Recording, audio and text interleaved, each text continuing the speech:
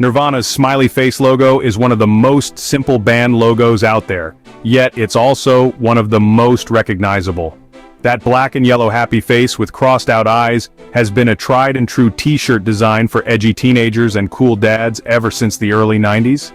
While it and the band started out in the dark underbelly of grunge music, nowadays the Nirvana logo is about as mainstream as it gets. However, one thing that has become a subject of controversy over the years is who exactly designed the Nirvana logo. This piece attempts to uncover that mystery. The birth of an icon, Nirvana's smiley face logo. For the longest time, the going story was that Kurt Cobain drew the logo back in 1991, right around the time that Nirvana released their famous album Nevermind, with its sensational single Smells Like Teen Spirit, and forever left their mark on the music industry. Before we get into the dispute over who made the logo, let's cover the basic facts. The things we know: the logo first appeared on a poster for the private Nevermind album release party held on September 13, 1991. On that invitation, the smiley face was printed in black on a white background. It did not include the onyx font Nirvana that it later became famous as a pair with. The logo later appeared on all of the band's merchandise in the most well-known form: a yellow smiley face over a black background with the word Nirvana printed over top in the onyx font. The pre-logo story. The choice of the Nirvana font dates back to before the smiley face logo in the year 1989, when Nirvana released their debut record, Bleach, via Sub Pop Records. Sub Pop had a graphic designer and art director at the time named Lisa Orth, who is now a tattoo artist. She was the label's very first official art director, and she was responsible for designing Nirvana's early records.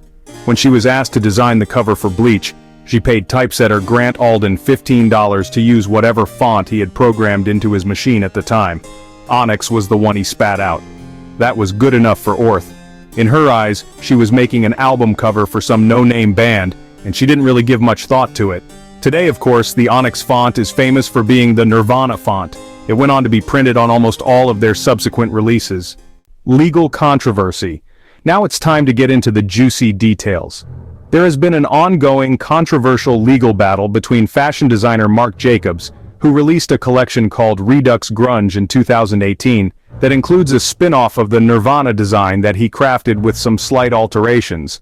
Upon catching wind of this collection, the Nirvana estate filed a lawsuit against Jacobs for copyright infringement, claiming that Jacobs ripped off the Nirvana logo in the creation of his design. It's pretty obvious to anybody that Marc Jacobs did not actually design the logo from scratch. It's a clear publicity stunt, piggybacking off a famous band's art for capital gain.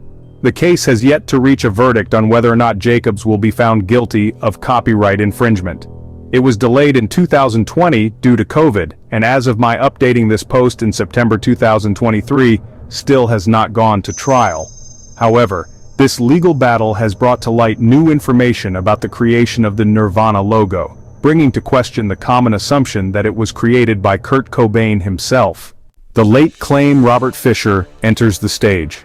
In September 2020, the former Geffen Records art director Robert Fisher came forward to claim that it was he who first drew the logo and not Kurt Cobain. Now this is a believable story, as Fisher did indeed design much of the band's artwork while they were on Geffen Records, but the question remains as to why in the heck he waited 29 years to come forward and claim his place as the designer.